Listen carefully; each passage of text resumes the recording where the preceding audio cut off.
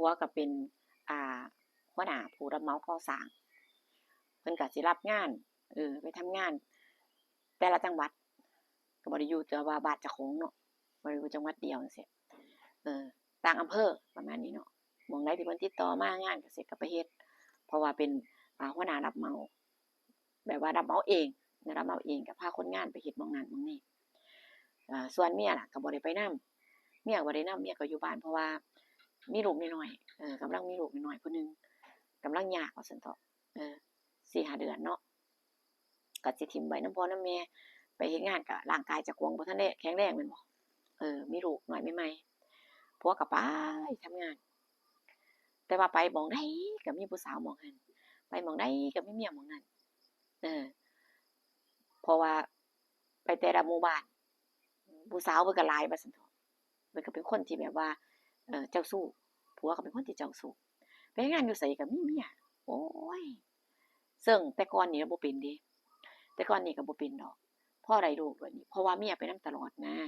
แต่ก่อนนี่ก็ไปเฮ็ดงานไสก็เมียไปนำตั่วล่ะพร้อมผัวพร้อมเมียไปนำกันบัดนี้พอมีลูกมีหยังแล้วจังซี่การที่เฮาจะพาลูกไประหกระเหเนาะมันก็ไปแบบว่าอ่าไปเฮ็ดงานอยู่หม้องนั้นหม้องนี้เนาะมันบ่สะดวกสบายเหมือนเราไปเฮ็ดแคมป์อยู่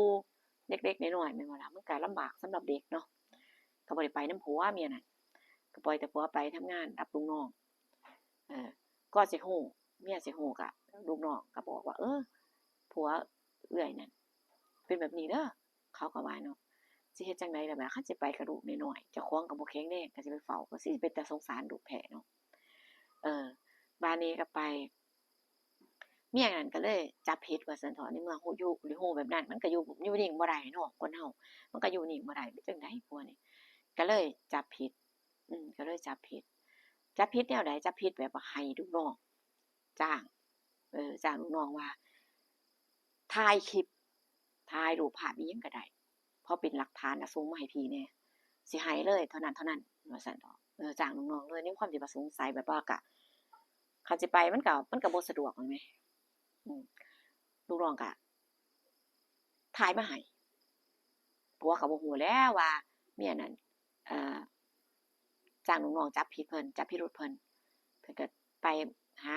ผู้สาวไปเอาบางเทื่อก็เอามานอนนำจังซี้แหมก็สิบอกเขาว่าบ่มีเมียแบบว่าโสดซั้นตั่วคันซั้นเขาก็สิบ่มาอยู่ดอกผู้หญิงก็ได้คนดีๆน่ะนะคนดีๆเขาก็บ่มาอยู่ดอกเนาะก็สิว่าข้อยบ่มีเมียข้อยทำงานบ่มีคนดูแลนั่นนี่บ่จักล่ะก็ว่าไปว่าซั่นเถาะผู้ชายเนาะผู้เพิ่นเจ้าชู้เพิ่นก็เล่ห์เหลี่ยมเด้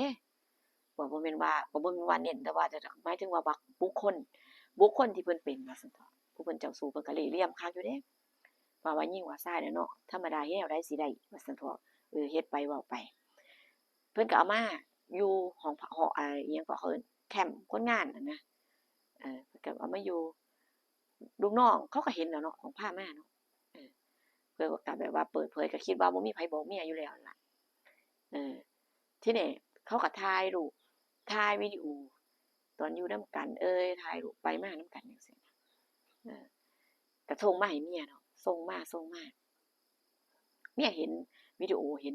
ก็อยู่บ่ได้เท่านี้ว่าโทรสั่งให้กลับมาเลยกลับมาเคลียร์กันเดี๋ยวนี้เมียว่ากลับมาคุยกันโทรไปว่าให้กลับมาบ้านเดี๋ยวนี้ผัวก็ถามว่า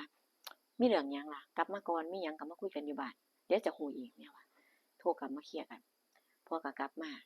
ผัวก็แน่ใจแล้วว่าเมียบ่ฮู้ว่าเจ้าของไปเฮ็ดหยังมาแหน่กลับมาโดยที่ให้คนงานทำงานไปก่อนทำงานไปเจ้าของก็มามาหาเมียว่าซั่นเถาะว่ามีเรื่องด่วนอีหยังผัวก็กลับมากับเมียก็เอาหลักฐานจากที่ลูกน้องส่งมาให้รูปภาพบันทึกไว้เมียก็บ่บอกแล้วว่าไผก็ย้านว่าผัวนั่นไปเอาเรื่องเอาหยังเขาเนาะก็เอาบันทึกให้ดูภาพว่าได้ดูภาพมานี่วิดีโอส่งมาเอาให้เบิ่งหลักฐานเด้ซุมื้อนี้บ่ว่าสิจับผิดอีหยังมันต้องมีหลักฐานพยานหลักฐานก็คือรูปภาพวิดีโอเห็นบ่ไผเฮ็ดความผิดหยังเจ้าหน้าที่เพิ่นจะหาหลักฐานพวกนี้ล่ะมาเป็นข้อมัดมา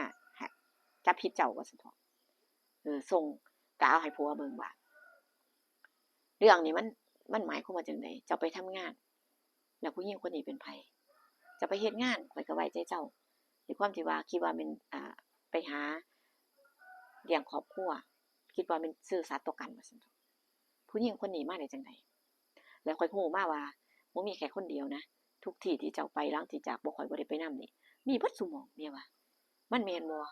มันแม่นบ่ที่ข่อยรู้มาแล้วมันแม่นบ่หรือว่ามีแค่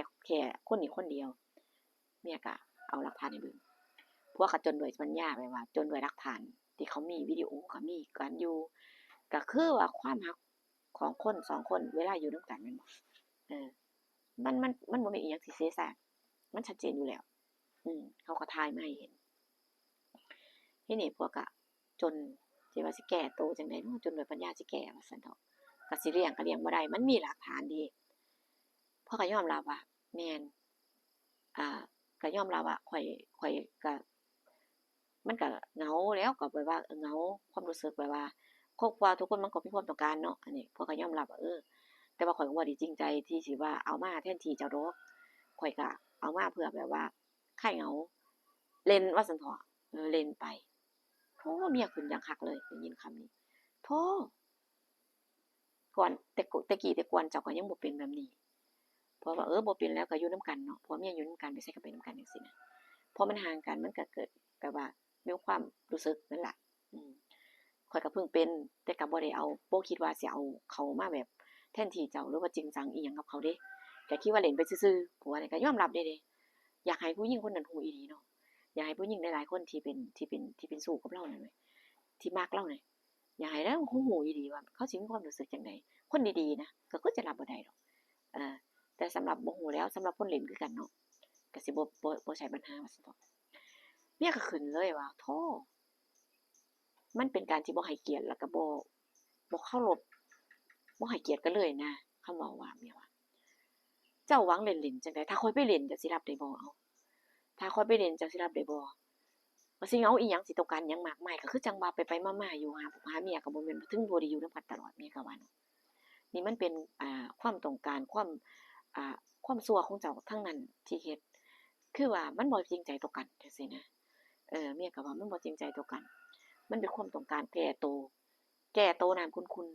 ๆถ้าเกิดว่าจริงใจต่อกันรักซื่อสัตย์ต่อกันผัวเมียเจ้าบ่เฮ็ดแบบนี้ดอกนี่ก็บ่แม่นว่าสิห่างกันจนว่าปี2ปีบ่พ้อกันจักเทื่อผัวเมียเดือนหนึ่ง2เดือนก็ได้เห็นหน้ากันอยู่จังซี้นะเมียก็ว่าไปผัวก็บ่รู้ว่าสิว่าจั่งใดเนาะเมียก็ว่าข้อยรับบ่ได้ในสิ่งที่เจ้าเฮ็ดเจ้าสิเอาจั่งใดก็ว่ามาเมียก็ว่าผัวก็ว่าโอ๊ยข้อยก็บ่ได้จริงใจอิหยังกับเขาผัวก็ว่าจังซี่ผัวก็เว้าแต่แบบนี้ว่าบ่ได้จริงใจอิหยังก็คือบ่ได้เอามาแทนที่เมียเดะผัวก็ว่าจริงใจบ่จริงใจเจ้าก็ต้องเลือกเมียว่าเนาะจริงใจบ่จริงใจเจ้าก็ต้องเลือกคือข้อยรับบ่ได้ข้อยอยู่บ่ได้ต่อไปจังซี่นะข้อยอยู่บ่ได้ข้อยรับพฤติกรรมของเจ้าบ่ได้แบบนี้นะอ่าเป็นจั่งใดก็ต้องตัดขาดกันเมียว่าข้อยบ่อยู่ต่อข้อยบ่ทนอยู่ถ้ามีครั้งหนึ่งล่ะต้องมีครั้งที่2ข้อยแน่ใจว่ามันบ่มีแค่ครั้งเดียวที่เจ้าเป็นมันเป็นหลายครั้งแล้วก็ถ้าเป็นหลายครั้งนั่นมันคือจงใจล่ะบ่แม่นว่าผิดพลาดบ่แม่นว่าผิดแค่ครั้งเดียวพอสิให้อภัยแต่นี่คือมันตั้งใจที่จะนอกใจตั้งใจที่จะมีคนใหม่อย่างชัดเจนเมียว่าข้อยรับบ่ได้ไปต่อไปต่างคนต่างเลิกต่างคนต่างไปเพราะว่าโอ๊ยพวกขอโอกาสว่าข้อยก็คิดฮอดลูกถือว่าเห็นแก่ลูกให้โอกาสข้อยสักครั้งหนึ่งเพราะว่าสิบ่ให้มีเรื่องแบบนี้อีกสิบ่ให้มันเกิดขึ้นก็ขอโอกาสกับเมียเนาะเมียก็ใจหายแรงว่าบ่มีโอกาสบ่ให้โอกาสจังไดก็ต้องจบเมียว่าบ่ยืดเยื้ออีกต่อไป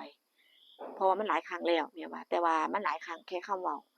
แต่ว่าหลักฐานชัดเจนคือมีครั้งเดียวนั่นล่ะผัวก็ขอแต่โอกาสแล้วก็ขอโทษเมียเนาะว่าสิบ่เฮ็ดอีกยอมว่าสิบ่เฮ็ดอีกยอมสารภาพว่าผิดจังซี่เนาะทางพ่อแม่พี่น้องก็มาปลอบใจมาให้กำลังใจเนาะนั่นล่ะก็มาว่าที่ผ่านมาผัวก็บ่ได้ว่ามีพฤติกรรมอิหยังที่แบบว่าเสียหายๆดอกพ่อแม่ก็ว่าให้โอกาสมันซะให้โอกาสเขาซะลูกแค่ครั้งหนึ่งครั้งเดียว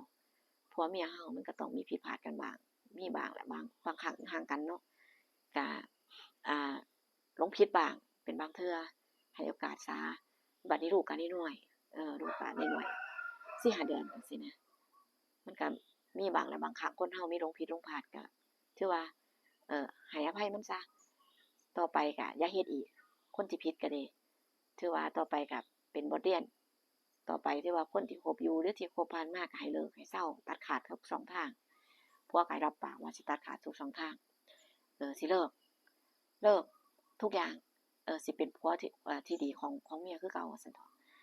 เมียก็เลยแบบใจอ่อนก็ด้วยความรักที่ว่าผัวเมียเฮาเนาะนั่นล่ะก็เลยให้โอกาสครั้งนี้แต่ว่าครั้งต่อไปนี่คือสิบ่ให้โอกาสเลยว่าซั่นนั่นล่ะปัญหาครอบครัวคนเฮามันก็สิประมาณนี้ถ้าเกิดว่าเฮาให้โอกาสกันถ้าเกิดว่าผัวปรับปรุงตัวดีขึ้นจังซั่นมันก็ควรให้โอกาสอยู่นั่นล่ะทุกคนปัญหาครอบครัวถ้าถามว่ามีปัญหาบ่โอ้หลายเด้อหลายปัญหาครอบครัวเนี่ยมันก็หลากหลายกันไปหลากหลายเรื่องราวอันนี้ก็มาเล่าสู่กันฟังเพื่อเป็นข้อคิดหรือว่าคติเตือนใจเด้อทุกคนเด้อแต่ว่าทั้งนี้ทั้งนั้นก็บ่อยากให้ไผมีปัญหาครอบครัวในดังแบบนี้ดอกอยากให้รักแพงกันอยากให้เบิ่งแย่งกันดูแลกันไปมีหยังก็เอามาเปิดใจคุยกันสิ่งนี้พอปรับเปลี่ยนสิ่งนี้พอรับบ่ได้จังซี้ก็มาเปลี่ยนมาปรับปรุงใส่กันเนาะเพื่อให้ชีวิตครอบครัวเฮาน่ะอยู่นำกันได้อย่างมีความสุขเพื่อลูกเพื่อเห็นแก่ความรักที่เฮาเคยรักอยู่นำกันนั่นล่ะทุกคนนั่นล่ะเป็นกำลังใจให้ทุกคนอยากให้ทุกคนรักแพงอยู่นำกันอย่างมีความสุขเจอกันคลิปหน้าพี่น้องฝากกดไลค์กดแชร์กด Subscribe ให้ช่องน้อยๆที่กำลังพัฒนาเรื่องราวที่มาเล่าสู่กันฟังเนาะทุกอย่างที่มาเล่าจุดประสงค์ก็แค่อยากให้เป็นอุทาหรณ์ข้อคิดดีๆเท่านั้นเด้ออย่าคิดเป็นอื่นทุกคนอย่าคิดเป็นอื่นแค่เฮาเข้าใจว่าปัญหาครอบครัวทุกคนมีปัญหาอยู่แล้วเจอกันคลิปหน้าพี่น้องขอบคุณทุกการรับชมสวัสดีค่ะ